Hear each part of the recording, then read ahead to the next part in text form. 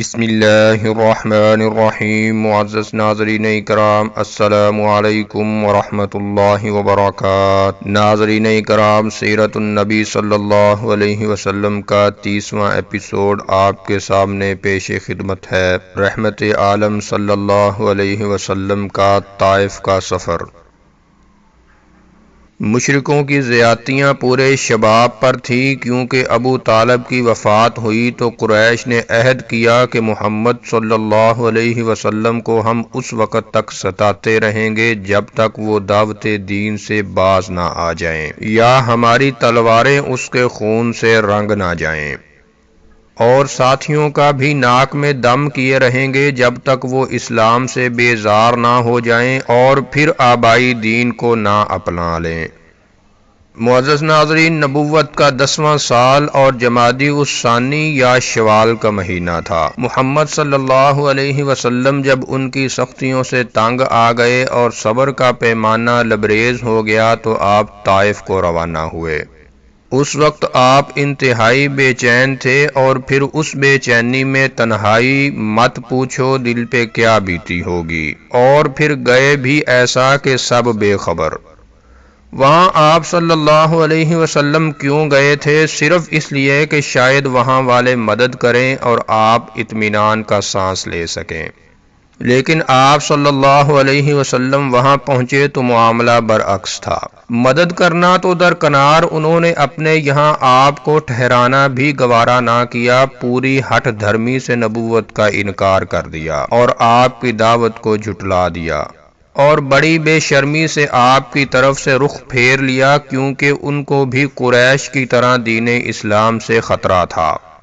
ناظرین اکرام، طائف کی آب و ہوا اچھی تھی، وہاں کی سرزمین بالکل باغ ارم تھی، انگور اور دوسرے پھلوں کی پیداوار بے انتہا تھی، اسی لیے اشراف قریش گرمیاں وہیں گزارتے۔ اور پھر عرب کا مشہور بت لات بھی وہی تھا، جو کعبہ ہی کی طرح زیارت گاہ خاص و عام تھا۔ ان خصوصیات کی وجہ سے طائف بھی عرب کی بہت ہی خاص اور متبرک بستی تھی۔ ان کو ڈر تھا کہ اگر آپ صلی اللہ علیہ وسلم کو امان دے دی تو سارا قریش دشمن ہو جائے گا، اور پھر طائف کی ساری حیثیت اور مقبولیت خاک میں مل جائے گی۔ اب آپ صلی اللہ علیہ وسلم کو اندیشہ ہوا کہ اگر اہل مکہ کو طائف کا ماجرا معلوم ہو گیا تو وہ اور زیادہ مذاق اڑائیں گے اور ظلم و ستم میں پہلے سے بھی زیادہ بے باک ہو جائیں گے۔ چنانچہ جب آپ طائف سے رخصت ہونے لگے تو ثقیف، جو طائف کا ایک قبیلہ ہے، کہ ایک سردار سے آپ نے فرمایا، تم لوگوں نے میری بات تو نہیں مانی، لیکن کم از کم میرے معاملے کو پوشیدہ رکھو۔ لیکن وہ اس پر بھی راضی نہ ہوئے۔ پھر یہی نہیں، انہوں نے طائف کے بازاریوں اور اوباشوں کو بھی ابھار دیا۔ ان اوباشوں نے پوری بے دردی سے پائے مبارک پر پتھر برسانے شروع کر دیے، یہاں تک کہ جوتیاں خون سے بھر گئیں۔ ناظرین اکرام، جب آپ صلی اللہ علیہ وسلم زخموں سے نڈھال ہو جاتے اور پتھر کھاتے کھاتے بے دم ہو جاتے تو بیٹھ جاتے، مگر ظالموں کو اب بھی ترس نہ آتا، وہ ہاتھ پکڑ کر کھڑا کر دیتے، اور جب آپ چلنے لگتے تو پھر پتھر برساتے، ساتھ ہی گالیاں بھی دیتے اور تالیاں بھی بجاتے۔ دنیا انسانیت کا کتنا عجیب اور المناک منظر تھا یہ! وہ ابر لطف جس کے سائے کو گلشن ترستے رہے، یہاں طائف میں اس کے جسم پر پتھر برستے رہے۔ اے محمد صلی اللہ علیہ وسلم، پیغمبری میں جو جو پریشانیاں اٹھائیں، دعوت کی راہ میں جو جو سختیاں جھیلی، ان کے بدلے میں اللہ آپ صلی اللہ علیہ وسلم کا ہو گیا۔ آپ چلتے رہے یہاں تک کہ بستی کے کنارے پہنچ گئے۔ وہاں ایک بہت بڑا باغ تھا جس میں انگور کی بہت سی بیلیں تھیں، جگہ جگہ خوشنما خوشے لٹک رہے تھے۔ آپ صلی اللہ علیہ وسلم اسی باغ میں داخل ہو گئے، اور اس طرح کہیں جا کر آپ کی جان چھوٹی۔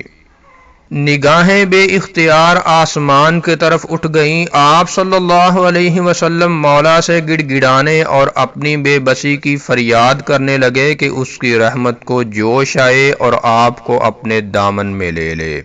زبان مبارک پر یہ الفاظ لرز رہے تھے: خدایا میں اپنی بے بسی، بے چارگی اور لوگوں میں بے وقتی کی فریاد تجھ ہی سے کرتا ہوں۔ اے رحمت کے بادشاہ، تو کمزوروں کا بھی رب ہے، تو ہی میرا بھی رب ہے۔ تو مجھے کس کے حوالے کر رہا ہے؟ کیا کسی بے گانے کے جو مجھے دیکھ کر تیوڑی چڑھائے، یا کسی دشمن کے جس کو تو نے مجھ پر قابو دے دیا ہو؟ خدایا اگر تو مجھ سے ناراض نہیں تو پھر مجھے کوئی پرواہ نہیں، لیکن تیری عافیت میرے لیے زیادہ آرام دہ ہے۔ ساری طاقتیں اور ساری تدبیریں تیرے ہی ہاتھ میں ہیں۔ ناظرین اکرام، یہ باغ جس میں آ کر آپ صلی اللہ علیہ وسلم ٹھہرے تھے وہ 2 آدمیوں کا تھا، اور وہ دونوں سگے بھائی تھے۔ ایک کا نام عتبہ تھا اور دوسرے کا نام شیبہ، اور یہ ربیع کے بیٹے تھے۔ دونوں نے اپنی آنکھوں سے ماجرا دیکھا تھا، اور وہ دردناک منظر ان کی نگاہوں میں تھا، جبکہ قوم کے غنڈے آپ پر پتھراؤ کر رہے تھے اور آپ صلی اللہ علیہ وسلم خون میں نہائے ہوئے بڑی بے کسی اور بے قراری کے عالم میں آگے بڑھ رہے تھے۔ اس وجہ سے دونوں کو بڑا ترس آیا اور آپ کی مظلومی پر ان کا دل بھر آیا، چنانچہ انہوں نے فوراً اپنے عیسائی غلام کو آواز دی اور بولے: عداس، باغ سے انگور کا خوشہ توڑو اور ایک پلیٹ میں رکھ کر اس غریب کو دے آؤ، کہو اسے کھا لے۔ عداس نے حکم کی تعمیل کی، وہ انگور لے کر آپ صلی اللہ علیہ وسلم کے پاس آیا اور سامنے رکھتے ہوئے بولا: اسے کھا لیجئے۔ آپ صلی اللہ علیہ وسلم نے بسم اللہ کہتے ہوئے ہاتھ بڑھایا اور کھانے لگے۔ عداس ہکا بکا سا ہو گیا، حیران ہو کر بولا: خدا کی قسم، یہاں تو کبھی کسی زبان سے اس طرح کا فقرہ نہیں سنا۔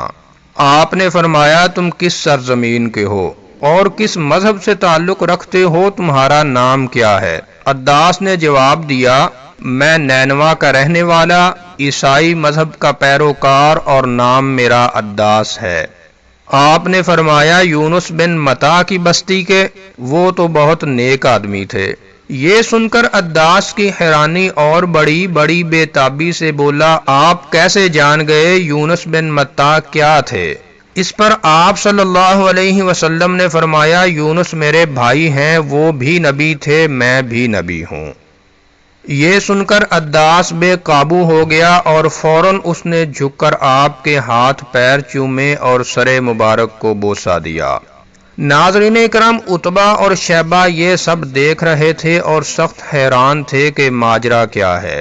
پھر عداس لوٹ کر گیا تو وہ بولے: میاں عداس، اس آدمی کے ہاتھ پیر کیوں چوم رہے تھے؟ عداس نے جواب دیا: میرے آقا، روئے زمین پر اس سے بہتر کوئی آدمی نہیں، اس نے ایک ایسی بات بتائی جس کو بس نبی ہی بتا سکتا ہے۔ یہ سن کر وہ بولے: میاں عداس، اس کی باتوں میں آ کر کہیں اپنا دین مت کھو بیٹھنا، تمہارا دین اس کے دین سے بہتر ہے۔ تو ناظرین اکرام، یہ تھا سیرت النبی صلی اللہ علیہ وسلم کا 30واں ایپیسوڈ، اور اگر آپ سیرت النبی صلی اللہ علیہ وسلم کا 29واں ایپیسوڈ دیکھنا چاہتے ہیں تو اوپر کراس کے بٹن پر کلک کر کے دیکھ سکتے ہیں۔ السلام علیکم ورحمۃ اللہ وبرکاتہ۔